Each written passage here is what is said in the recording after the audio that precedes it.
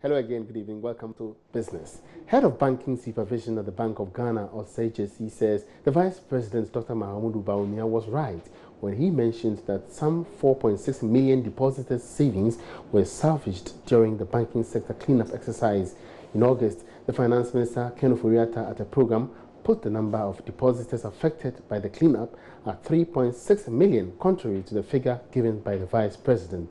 Back in an interview with JoyNews, the head of banking supervision at the Bank of Ghana says the finance minister missed some details. He was speaking with Latif Idris. About 4.6 million. 4.6 million. What you have to do is the banking sector is made up of the banks, the savings and loans, the finance houses, the microfinance institutions, and the microcredit institutions. And all these tiers were affected. So you need to aggregate all the institutions whose licenses were revoked across the tiers. And if you put all these together, you get 4.6 million. So why would you say we are having conflicting figures out there? It's a matter of reconciliation. If I put together just the banks and the savings and loans, finance houses, yes, you get around 3.5 million. It's just a matter of reconciliation. You need to bring on board the affected microfinance institutions and the microcredit institutions. So it's just a matter of reconciliation, and you just get a 4.6 million. Yeah. If you have the breakdown of these institutions, can you give it out to us? With the savings and loan, the banks, finance institutions? For the banks and the savings and loan, you have about 3.51 million. Then for the microfinance and the microcredit, you have about 1.12 million. Yeah. So that's, you put the two together, and it's just about 4.6. They're about million. Yeah. So the Vice President got it right, you would say? Yeah. From where you sit, how would you gauge the level of confidence in the banking sector today? Would you say the cleanup has increased the level of confidence, or is dwindled the confidence level? Certainly, the information available to us, the data, the numbers available to us, and the observation we have made point to the fact that confidence has really increased. Okay. Look at, take the balance sheet of the industry, or even take the balance sheet of the individual banks involved, and look at their paid-up capital. 400 million each bank, right? So you just aggregate this and also add their reserves to it. That should tell you that we have banks that are very solvent. As we speak, the latest numbers available to us indicate that the capital adequacy ratio of the industry, which is a measure of the solvency of the industry, stands around 19% as at end of August. 19%. The minimum required is 13%. So if minimum requirement is 13%, and we and have now it stands at 19% for the industry. Okay. I get it.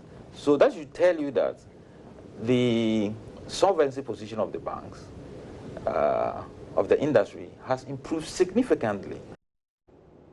And away from that, CEO of Main One Company Limited, a broadband service provider, Funke Opeke, says lots of investments need to be made in the communication space to bring down cost of data. She was speaking at the signing of an MOU between MDXI, a subsidiary of Main One Company, and a real estate company, Rendezvous, in Accra.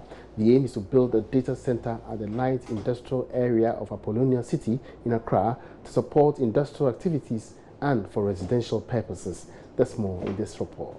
The Chief Executive Officer of Main One Company Limited, Funke Opeke, says the communication ecosystem needs more investments to make it more robust and affordable for Ghanaian consumers. At the signing of an MOU to build a data center in the light industrial area of Apollonia City in Accra, Funke Opeke noted that data is expensive in Ghana because of limited infrastructure available.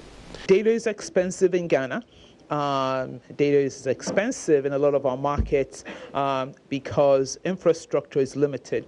as we start seeing more infrastructure come in, facilities such as this, where data is housed locally in close proximity to the market, critical mass in usage also brings down the unit cost. We would expect costs to go down. Main one, in the first instance, with our submarine cable 9 years ago, changed the access to data and the pricing of data.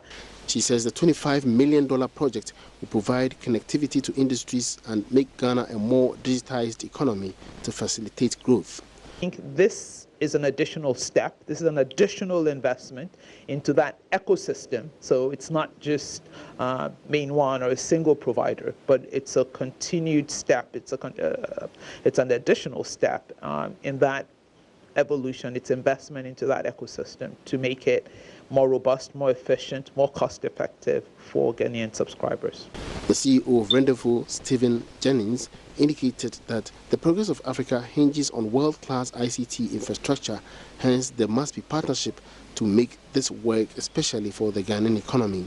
He also lamented the strenuous circumstances surrounding land acquisition in Ghana. Really, the integrity of the lands registry and the efficiency of the courts surrounding land-related matters. So, it's well known across Africa. There are a lot of disputes around land ownership. There's a lot of extortion around land ownership.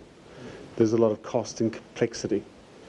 We need to be in a situation where owning a piece of land and transferring that piece of land is something very simple, can be automated, it can happen very quickly. The project starts this year and is expected to be completed by the fourth quarter of 2020. Fred Duho's report for Joy Business. In other stories, the UK High Commissioner to Ghana, Ian Walker, says indigenous oil and gas companies should focus on innovation and technology to make them economically viable. He was speaking with Joy Business at a reception for some Scottish investors currently visiting Ghana. The UK High Commissioner to Ghana hosted members of the Scottish Development International, an oil and gas exploration company, at his residence in Accra. He advised oil companies to leverage innovation and technology to yield utmost benefits and cut down on cost. Offshore in Scotland, which is where I'm from, near Aberdeen, there are a huge number of oil and gas companies. And I think when people think of oil and gas companies, they often think of big, massive companies. Actually, it's often a lot of smaller companies that are doing lots of services around the oil and gas market. And Aberdeen is a real innovator and a real leading part of the world for this. And as a relatively small town in a relatively small country in Scotland, there's a natural affinity, I think, with many of the people setting up here. So I think tonight's about driving some more conversations and trying to make sure that we get more partnerships between those companies in Takoradi and Aberdeen and more broadly. Ghana's got significant economic growth at the headline kind of level. And the conversation I keep hearing is about diversifying that economic growth, needing more of the local economy to kind of come in and be part of it. And that will be it for Business Tonight. Many thanks for your company. For more business news, log on to myjoyonline.com/business. There's more news ahead. Don't go away.